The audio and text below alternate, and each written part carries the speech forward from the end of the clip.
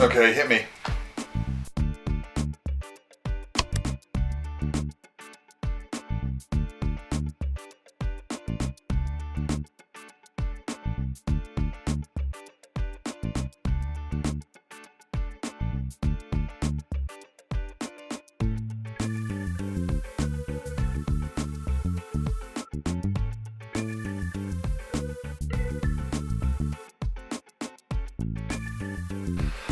Good question. I moved here for personal reasons. I'm a strong believer in the theory that wherever you lay your hat is your home. Creativity is something that kind of happens in your mind, I think. It's not actually a location. Okay, it could be good to have a nice studio set up the way you want it to and everything.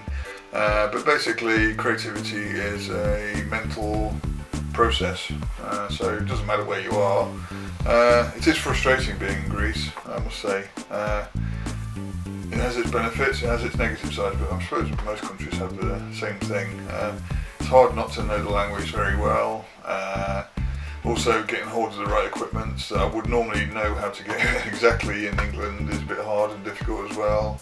But basically, I work within my means, and I think I'm pretty creative at it and done quite a lot of good work, so thanks for the question.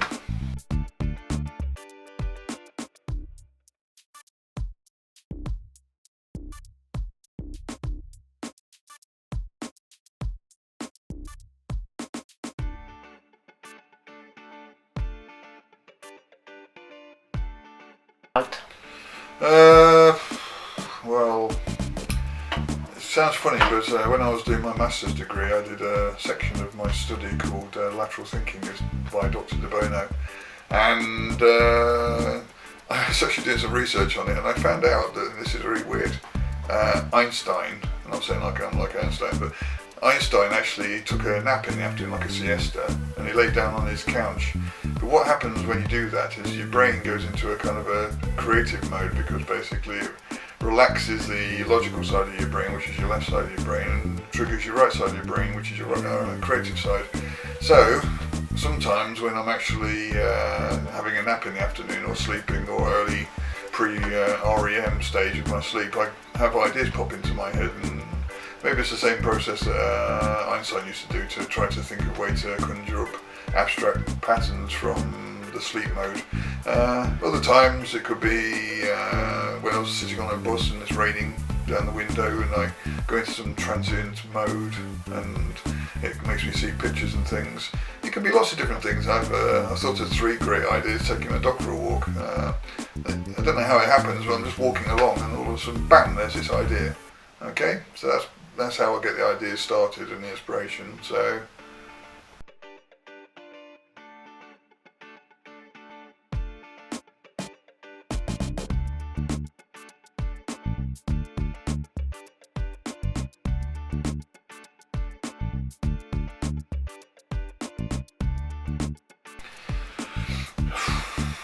career. This is a long story again. I was 6 when I was at school, and I remember clearly, I can still remember to this day, that I used to read this book, Winnie the Pooh, Winnie at Pooh Corner, or I can't remember what it was, Winnie at Pooh Corner, something like that. Anyway, I remember the pictures more vividly than the book actually, and it's by a famous, fantastic artist called E.H. Shepard. And I remember I used to sketch them, I used to try to copy them at 6 years old. Later on in life, something in that kind of process must have triggered in me, and I liked the idea of drawing. So when I came to around about 13, I saw this film, Star Wars. Blew me away, absolutely blew me away, and from that point on I wanted to do something creative, whether it was being a filmmaker or special effects or whatever. But anyway, I wanted to do something to do with the movies to start with, and so I went through the process of learning art, getting better at art, doing it all in every second of my day as a teenager was spent drawing and everything. So this is how it all originated, and how it turned into a career is basically from that point on I wanted to do something about it. I wanted to do it for the rest of my life basically. So it's a really strange thing as an artist saying it's a career, it's just something you do. and you love it, hopefully.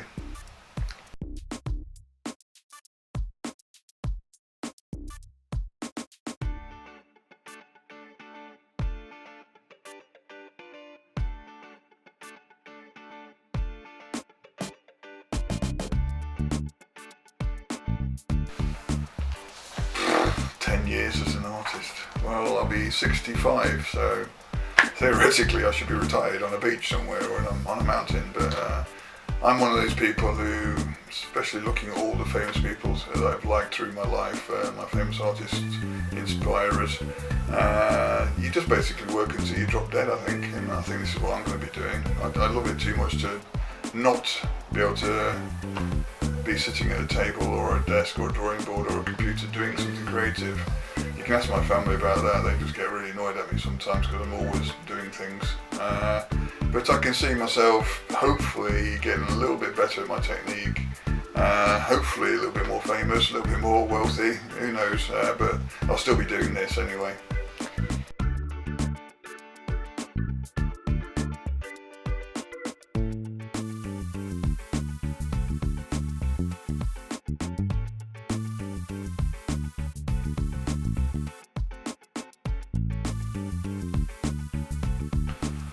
How did I do my style? I started off, I think it must be about 8.5 years ago, because it's when I got Honey, my dog. I started this style called animal behaviour, and I did a rough sketch on a piece of paper, and then I basically used a pencil to sketch it in and everything, make it look more gritty and textured and everything. And from that point on I scanned it and then I put it into Photoshop, and I found this technique where I can actually paint it whilst I have this original sketch in, and that became my style. Eventually, going through the process of getting better at Photoshop and drawing and everything, I got rid of the actual overlay part and did everything digitally from a sketch. This cut down my time, and I found this fantastic brush. It was a friend of mine on Behance gave it to me. It was a free brush he had, and he gave it to me, and from that point on I've just been using this one single brush in Photoshop, and that creates this kind of semi-realistic painting style that I really like, and there's lots of little techniques I can tell you about, but it'll take too long, but it's all to do with the brush I use and the actual effort I put into the actual making marks that create my style and technique.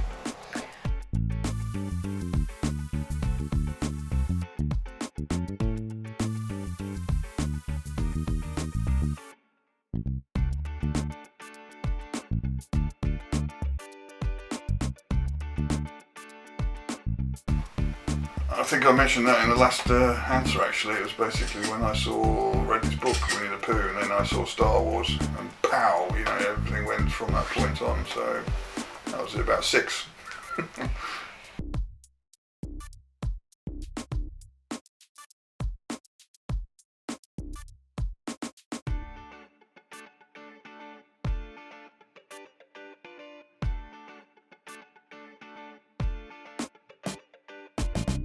Quite interesting you say you use the word drove.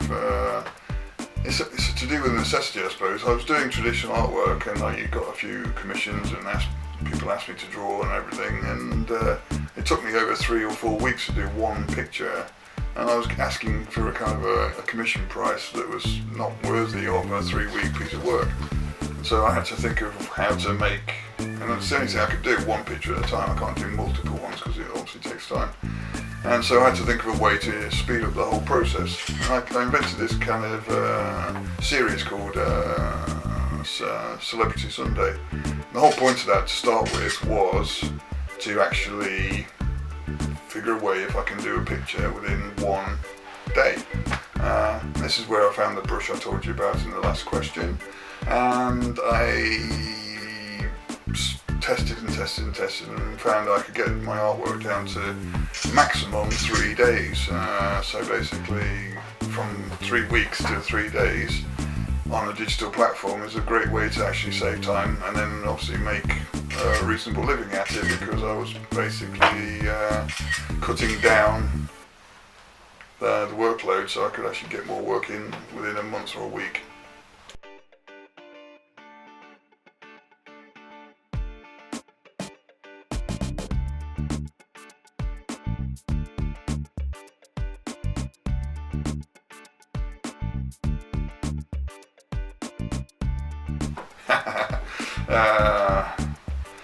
I don't think there's not that many caricature artists that could do it from memory, because you have to look at the picture to be able to understand what they look like and then deform them in your mind and everything. So it's a good question. Sometimes I find a single portrait.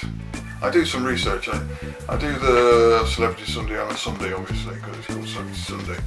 I then on Saturday, maybe afternoon sometime, I look on the internet to try and find who I want to do a caricature of, and then that then goes through the process of doing some research. Sometimes I can just find instantly a great photograph with the great lighting and everything, and so I use that as reference. It may not be looking straight on. You'll notice all my Celebrity Sunday images are looking straight on. You may have a character that looks slightly to the left or right or up or down, and I just have to convert it into a straight on view. But at least the lighting looks good and the shape of the face looks good. Other times I have to get several different photographs. Maybe the face looks right but the lighting doesn't, so I have to then do a comparison with two different lighting photographs and faces. But it's a difference between either being lucky and getting one, or having to put things together from a multiple amount.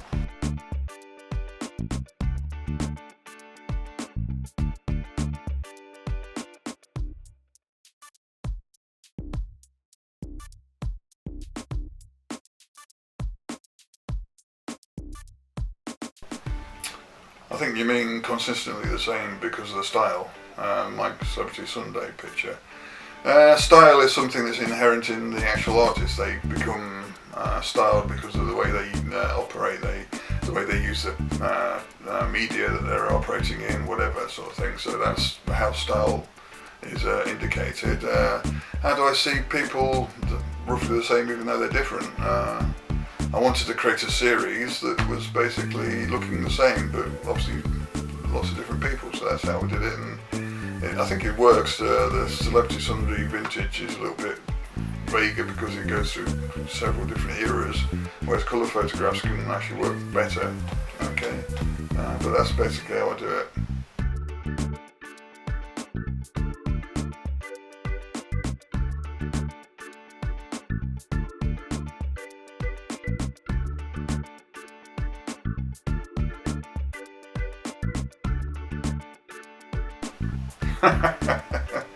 Well, over the 20 years I've been in Greece, I've had less than maybe 6 or 7 good clients that have given me good commissions to work on.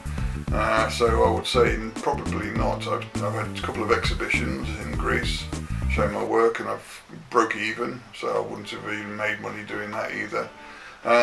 So I would say no, I couldn't. Most of my work is sold in stores online. Without that opportunity to get the revenue from that, I would not make a living.